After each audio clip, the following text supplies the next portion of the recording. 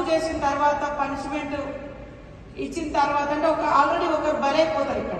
కాబట్టి పనిష్మెంట్ మీద ఎంత కాన్సన్ట్రేషన్ ఉంటుందో మనకు చట్టాలను ఇంప్లిమెంటేషన్ చేయాలి, తొందరగా నేరస్తులను తీసుకురావాలి, ఖచ్చితంగా వాళ్లకు పనిష్మెంట్ ఇవ్వాలని ఎట్లయితే మన ఆలోచన అంతా మనం ఎఫర్ట్స్ పెడుతున్నామో ఇది వాళ్ళ మెదళ్ళలో కూడా మహిళల్ని తక్కువ చూపు చూడడం, ఒక సెక్స్ సింబాలిక్ గా మార్చేటువంటి బ్యాడ్ ధోరణి అది కొన్ని రోజులుగా వాళ్ళ మైండ్లలో వస్తుంది.